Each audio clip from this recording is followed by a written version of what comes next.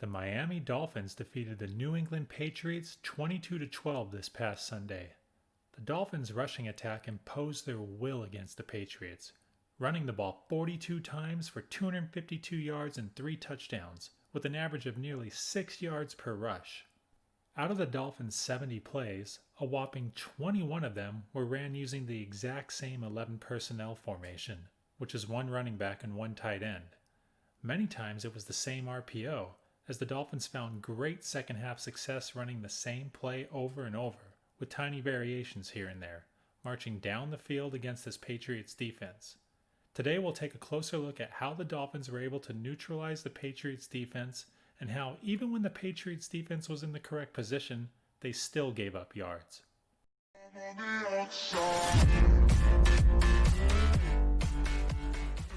Okay, for our first play we'll cover, we're going to start with the Dolphins' first drive of the second half, score 6-0 Patriots. The Dolphins come out in their standard 11 personnel RPO look and are going to end up completing the pass for 10 yards to wide receiver Mac Hollins. Up until this point, the RPO for the Dolphins is having moderate success, gaining 4 to 5 yards and steadily moving the ball. It's not until the second half that the Patriots realize they have to try a bit harder to stop the run. To accomplish this, the Patriots are going to send linebacker Terez Hall on a run blitz through the B gap between the left tackle and guard. It felt like the Patriots were one step behind the Dolphins on this drive, calling the wrong play or coverage for what the Dolphins were running.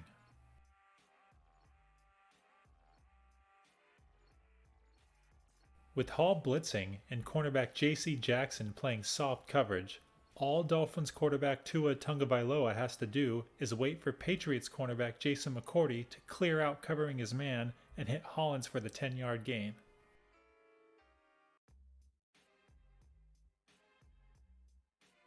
Alright, later in the same drive, the Dolphins are still marching down the field and are going to break off a big 14-yard run by Matt Breida. Breida is such a natural runner that he makes situations like this look all too easy. He technically doesn't have anywhere to run. This play should be a tackle for loss for the Patriots, or at minimum a short gain. There's a linebacker to his right, a defensive end to his left, and safety Devin McCourty covering the edge. All 3 defenders are unblocked. Breida's running style is to get 1 yard away from you in the open field, then keep that distance and move up the field. You can see that he easily runs past the linebacker and defensive end for the Patriots. Once he sees McCourty, he continues to take steps towards him, only to get within 1 yard, then hits the edge full speed for a 14-yard gain. Okay, still on the same drive, and the Dolphins are in the red zone, looking for their first score of the game. Breida's going to take this run towards the C gap, before cutting back into the B gap between the left tackle and left guard for a 7-yard gain. The keys of this run are of course Breida, and from Dolphins rookie left tackle Austin Jackson, who makes a key block on Patriots defensive end Dedrick Wise. For this play to work, Jackson must get inside leverage on Wise and push him towards the boundary.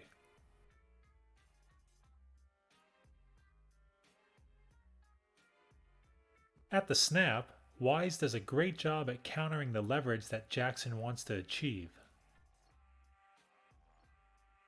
It's the savvy running of Breida who jab steps outside to move both Wise and Patriots linebacker Terez Hall towards the C gap, thus allowing Jackson to gain the inside leverage he needs to hold the block long enough for Breida to gain 7 yards. 2 plays later, the Dolphins would punch it into the end zone to take a 7-6 lead. Okay, here we pick it up later in the game, score 9-7 Patriots. The RPO is now routinely causing Patriots defenders to have missteps. Here the Patriots are going to again try a run blitz, but this time from cornerback Jonathan Jones. It makes sense that the Patriots keep run blitzing, as the Dolphins running backs average nearly 6 yards per carry this game. The runs are nothing special, but consistently gain yards due to sound blocking and crafty Dolphin running backs.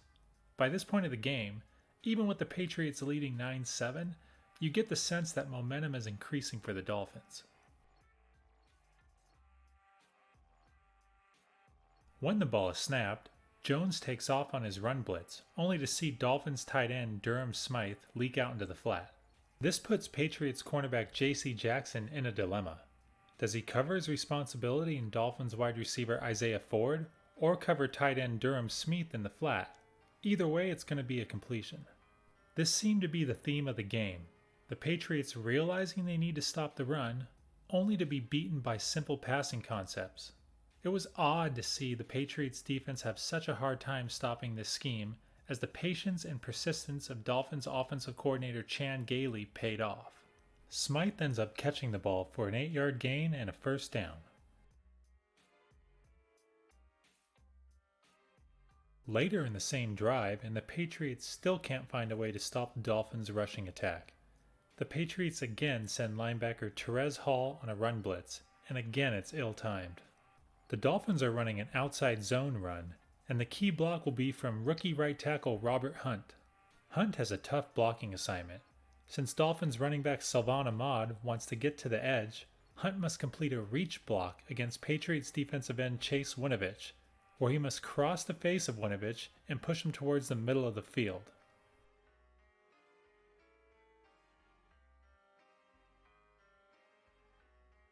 Now Winovich is a good player, and Hunt is a rookie. That's why he doesn't quite accomplish his reach block, but still knocks Winovich backwards, causing him to lose contain and be out of the play.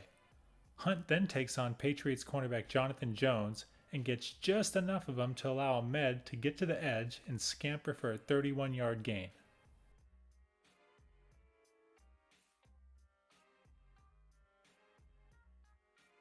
The Dolphins relied on rookies at both right and left tackle this game, which makes this run even more impressive against a well-coached Patriots defense. Okay, on this last drive we'll cover, the Dolphins are up 15-12, about 9 minutes left in the fourth quarter, and we're looking to put the game out of reach. The Dolphins end up running the ball for a 13-yard gain by Salvon Ahmad, with key blocks from right tackle Robert Hunt and the block by pulling tight end Durham Smythe.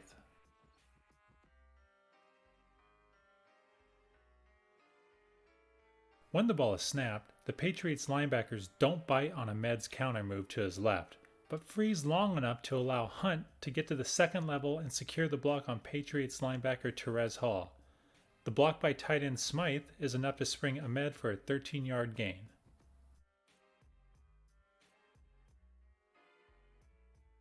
The RPO has frozen the Patriots linebackers all game. They never seem to realize run quick enough, and simply stand there waiting for the blockers to come to them, which is the main reason why the Dolphins found so much success running the ball. On the very next play, the Patriots again run blitz cornerback Jonathan Jones and again fail to make the play. Dolphins quarterback Tua Tagovailoa calmly reads linebacker Shaquille Calhoun's crash towards the rusher, sees cornerback Jonathan Jones doing the same thing, and throws it out to the flat to tight end Durham Smythe for a 10-yard gain.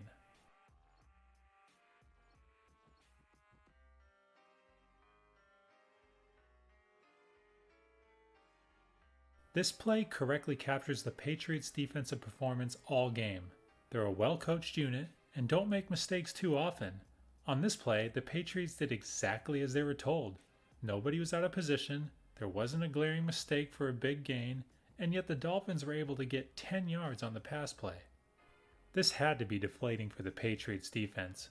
Basically, the same formation and RPO usage all game has neutralized them and forced the Patriots to play bend but don't break defense, allowing the Dolphins to methodically march downfield all second half. Okay, on the last play we'll cover, it's in the same drive, 2 plays later, and the chunk plays are becoming more frequent.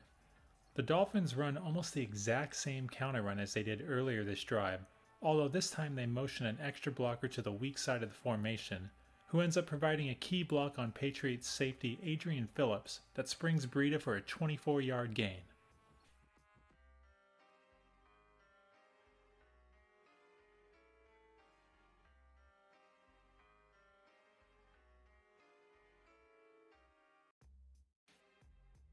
The Dolphins wound up scoring a touchdown later in this drive to put them up 22-12 with a little over 3 minutes left in the game, effectively sealing the win for the Dolphins. This type of game, a slow and steady march against the weakest part of your team, is normally what the Patriots do to everyone else. In a lot of ways, I feel like the Dolphins head coach Brian Flores out-Belichicked Patriots head coach Bill Belichick. We've seen this so many times from Belichick coached units. They study what you're weak at and simply attack that weakness over and over until you do something to stop it. And when you do, that's when he counters you to keep you guessing. Coach Flores and offensive coordinator Chan Gailey had the confidence to run the ball 42 times, with rookies at both right and left tackle positions.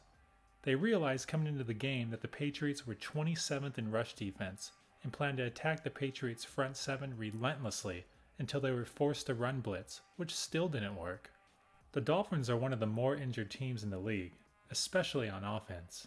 Because of this, they ended up starting 6 rookies this game and found success on both sides of the ball. Currently, the Dolphins hold the last playoff position and play the Bills the last game of the season. And although the Bills are one of the better teams in the NFL, it wouldn't shock me to see the Dolphins come away with the win on their way to the playoffs. Well, that's all the time we have for today's video.